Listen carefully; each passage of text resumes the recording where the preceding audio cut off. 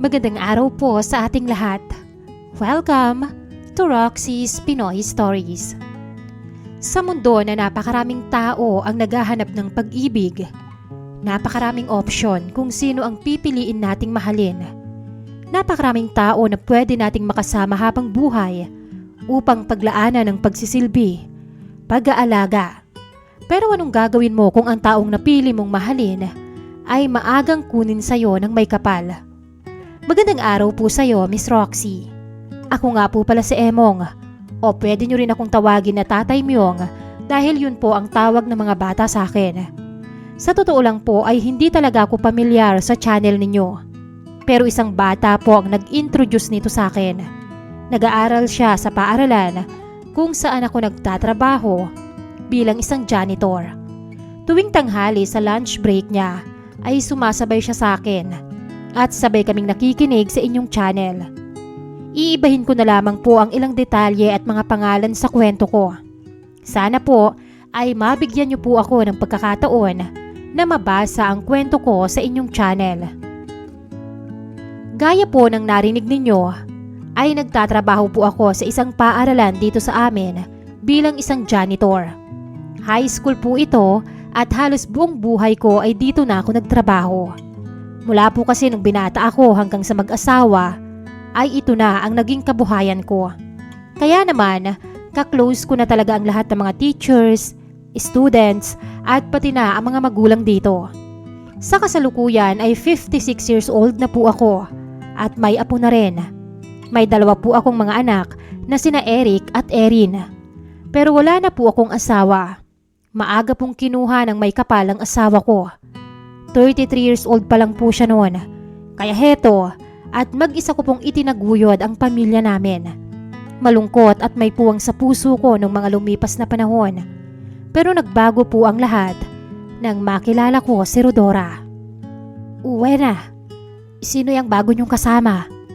Tanong ko sa matandang tagaluto sa kantin. O Myong, ang aga mo dito ah. Si Dora yon. Bago namin kasamahan dito sa kantin dahil nakaaway nung isang teacher si Mengay, di ba? Ayun, nag-resign. Kaya hinanapan ko na agad ng kapalit.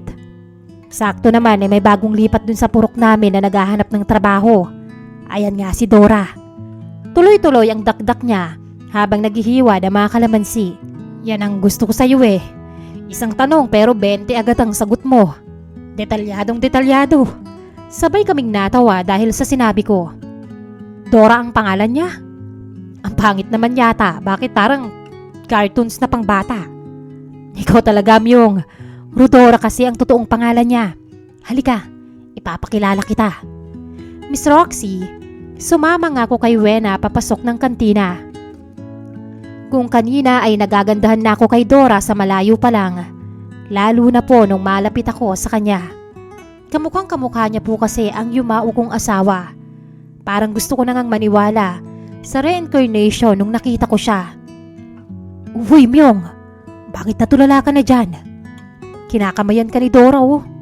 Tinapik ako sa balikat ni Wena. Ay, sorry. Ako nga pala si Emong. Pinunasan ko pa ang kamay ko bago abutin ang kamay niya. Anong Emong? Taimyong. Taimyong na lang ang itawag mo dyan, Dora. Dahil yun naman ang tawag sa kanya dito. Sabat ni Wena dahilan para matignan ko siya ng masama. Naku, okay na po sa Emong. Mukhang hindi naman po siya ganun katanda pa. Nakipagkamay siya sa akin at nginitian ako. Umakyat ang kilabot sa katawan ko. Lalo niya talagang naging kamukha si Carmelita, ang yumao kong asawa. Gustong gusto ko na sana siyang yakapin pero pinigilan ko ang sarili ko. Baka kasi isipin niya na masyado akong mabilis at baka matakot siya sa akin. Nagtanong-tanong pa ako tungkol sa kanya. 36 pa lang pala siya at mag-isa lang siya dito sa lugar namin. May sakit daw ang ama niya kaya naman kinailangan niya makipagsapalaran para maghanap ng trabaho sa pag-aakalang mas marami ang oportunidad dito sa syudad. Sa mga nakalipas pong araw, panay ang tambay ko sa kantin. Nakikipagkwentuhan, tutulong-tulong at pasimpleng lumalapit kay Dora. Ewan ko ba, pero hindi ko talaga mapigilan. Para siyang may magnet na pilit akong hinahatak palapit sa kanya. May ilang beses pa na tinitignan ko ang litrato ng misis ko, tsaka ako siya titignan.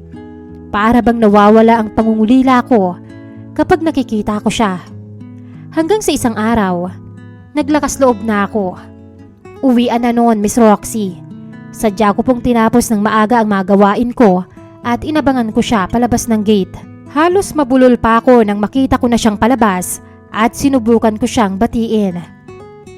Dora, uwi ano? Ano? Hindi kita maintindihan. Natatawa pa niyang sabi.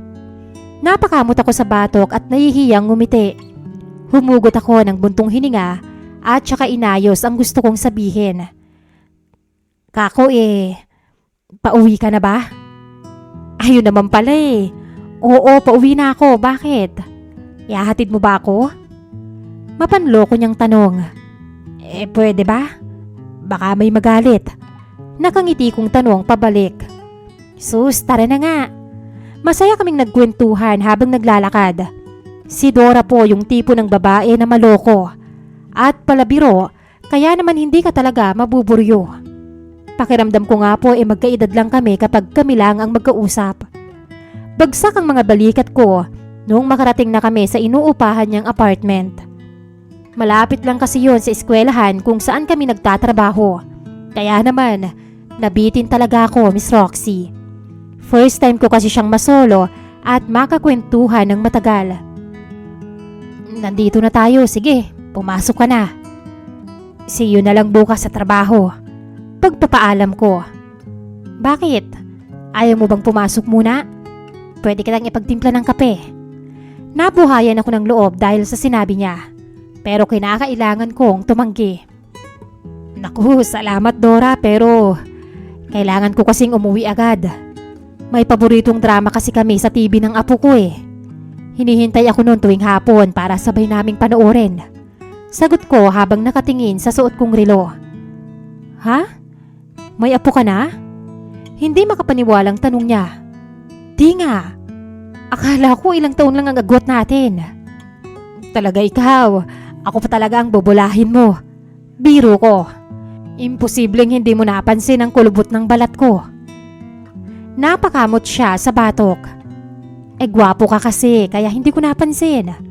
Ramdam na ramdam ko noon ang pagkukumahog ng puso ko. Oh, uuwi ka na talaga. Hindi mo man lang ibibigay sa akin ang hawak mong gumamela. Doon na ako napatingin sa hawak kong bulaklak na kanina ko pa sana dapat ibibigay. Kaso ay napapangunahan ako ng kaba. Ito, pasensya ka na, nalanta na. Nahihiya akong inabot sa kanya ang bulaklak na yon. Miss Roxy, ang simpleng paghatid ko po sa kanya nung araw na yon ay nasundan pa ng nasundan hanggang sa araw-araw ko na po siyang hinahatid sa apartment niya. Pero hindi po doon natapos ang lahat, Miss Roxy. Dahil bukod po doon ay may isang magandang balita pa po sa amin ni Dora. Pagkatapos po kasi ng 2 linggo ay tuluyan na pong naging kaming dalawa. Pero inilihim po namin yon sa lahat dahil ayaw ko po na mahusgahan siya ng ibang tao. Isang araw, nakahiga po kami sa kama sa may apartment niya nang isang tawag sa cellphone ang bumulabog sa masayang sandali namin. Hello? Pa. Sinagot niya ang tawag at sinenyasan ako na wag maingay kaya ganun nga ang ginawa ko. Naku, pa, di ba po kakapadala ko lang? Matagal pa po ang sweldo ko. Si kuya po ba hindi pa rin nagpapadala sa inyo? Naku, paano po yan? Uutang na naman ako dito. O sige po, susubukan kong hanapan ng paraan. Malalim na buntong hininga ang pinakawalan niya pagkatapos ng tawag na yon. O bakit mukhang stress na stress ka? Tanong ko at hinawi ang buhok niya na nakaharang sa kanyang mukha. Oo kakapadala ko lang tapos wala naman daw silang allowance dahil naubos sa maintenance ni Papa yung pera. Hay naku ang buhay. Ewan ko ba, Myong? Napahawak pa siya sa magkabilang sentido niya at saka minasahi ito. Magkano daw ba ang kailangan nila? Hindi naman nagsabi kung magkano. Sa totoo lang, mabait naman ang papa ko. Kaya lang, ganun talaga siya. Manghihingi at manghihingi.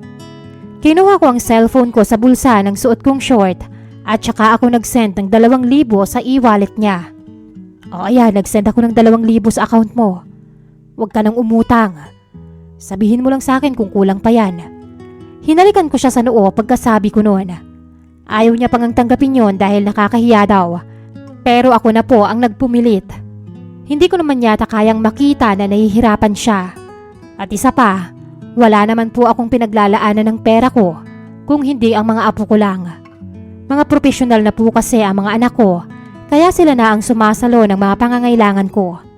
May natatanggap din akong pensyon kahit hindi pa ako retired dahil sa kinuha naming insurance ng misis ko noon.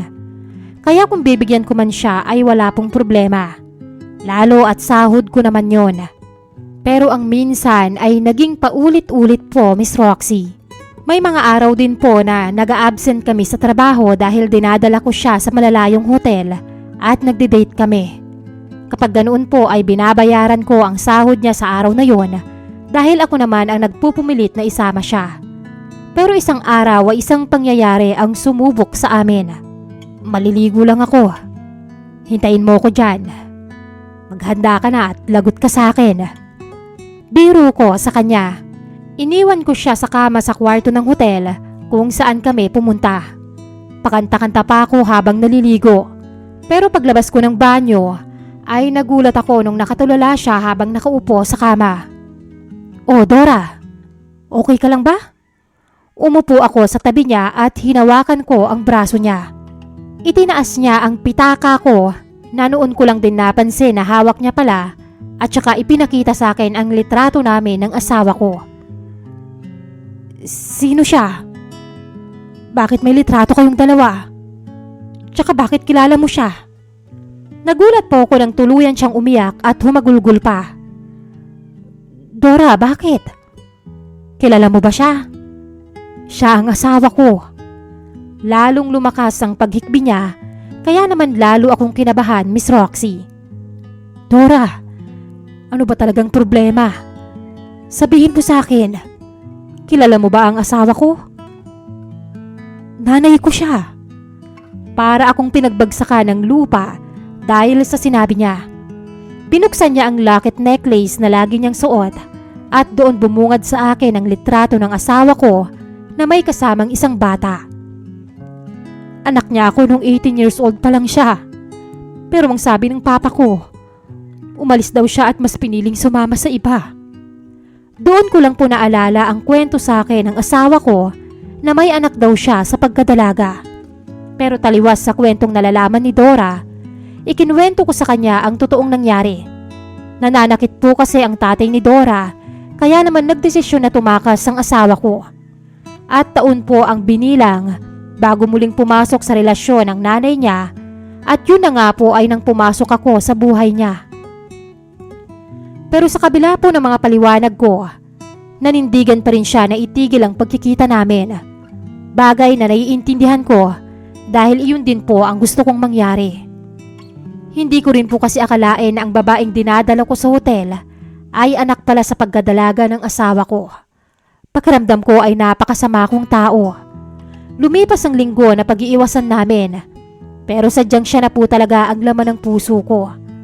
At wala naman po sigurong masama doon dahil hindi ko naman siya anak at matagal na pong patay ang asawa ko. Bumalik po ako mula sa umpisa. Alam ko po na marami ang manghuhusga sa akin. Pero muli ko pong niligawan ng anak ng asawa ko. Sinimulan ko po ulit siyang ihatid-hatid kahit nung una ay naging mailap pa siya. Pagkatapos po ng mga 2 linggo ay nagbalik po kami sa dati naming pagsasama. Dinala ko po siya sa puntod ng nanay niya at doon namin siya kinausap. Panay ang iyak niya dahil na rin sa pangungulila at sama ng loob sa kanyang nanay. Naging masaya po kami ulit. Umabot pa nga po ng ilang buwan ang relasyon namin. Isang araw, nandun po ulit ako sa apartment niya at patulog na sana kami ng isang malakas na katok ang muling bumulabog sa amin. Dora, buksan mo to. Alam kong nandyan ka. Sunod-sunod na katok at galit na boses ng lalaki ang sumakop sa katahimikan ng gabi. Sino yun? Ano ba yan gabing-gabi na at napakaingay? Tatayo na sana ako para buksan ang pinto, pero mabilis niya akong pinigilan. Teka Myung, wag. Bakit ba? Sino ba yan at ayaw mong pagbuksan ko? Tanong ko sa kanya. Balisa ang itsura niya at ninenerbiyos. Umalis ka na Myung. Hindi ka pwedeng makita ng asawa ko. Doon sa bintana. Bilisan mo. Ano Dora? May asawa ka? Hindi makapaniwalang tanong ko sa kanya. Bakit? Kailan ko ba sinabing wala? Matapang niyang sagot na para bang hindi man lang niya iniisip ang nararamdaman ko. Miss Roxy, ito na po ang pinakanakakahiyang tagpo ng buhay ko. Sa kabila ng katandaan ko, ay tumalon ako sa bintana ng kwarto habang maiksing short lang ang suot ko. Hindi naman po yun mataas pero dahil sumasakit na ang tuhod ko, ay nahirapan talaga ako. Sa edad kong mahigit 50, ay nagawa pa niya akong gawing kabit. Matapos po noon, ay ilang araw po akong hindi kinontak ni Dora. Napag-alaman ko na lang na umuwi na pala siya sa probinsya nila. Walang kahit na anong pasabi at hindi man lang humingi ng tawad o kahit anong eksplanasyon man lang. Nadismaya po talaga ako sa kanya. Sobra rin akong nalungkot at nasaktan dahil sa ginawa niya sa akin. O ano Myung, may kontak pa ba kayo ng lover girl mo? Tanong ni Wena. Siya ang kaisa-isang tao na nakakaalam ng relasyon namin ni Rodora. Huwag mo nang binabanggit ang babaeng yun. Wala na akong pakialam sa kanya. Pagsusungit ko. Grabe ka naman. Napakasungit mo namang matanda ka. Ayan kasi ang sinasabi ko sa'yo noong una pa lang. Masama na ang kutob ko sa Dora na yon nung sabihin nyo pa lang na may relasyon kayo. Ayaw mo kasing maniwala sa akin eh. Iiling-iling pa siya habang sinisermonan ako. Kasalukuyan kaming nakaupo sa lamesa sa labas ng kantin habang tinutulungan ko siya sa paghihiwa. Malay ko ba? Nabulag ako ng lintik na pag-ibig na yan dahil kamukhang kamukha siya ng asawa ko. Bigla akong napahinto nang sabihin ko yon. Wala kasi kaming sinabihan na anak ng asawa ko si Dora. Pero Wena, malayong malayo siya sa asawa ko. Hindi pa kawalang babae ang asawa ko. Paglilihis ko ng usapan. Sus Myung, ewan ko sa'yo. Kung namimiss mo pala ang asawa mo, tignan mo ang mga luma niyang picture. Mga video niyo nung nabubuhay pa siya. O kaya, mas maganda, dalawin mo sa sementeryo. Hindi yung kung ano-anong ginagawa mo sa buhay mo. Papatol ka pa sa kalahati halos ang edad sa'yo. Hay nako Myung, ewan ko sa'yo. Marami pa pong sinabi sa akin na masasakit na salita si Wena. At hindi lang po yun isang beses, kundi marami.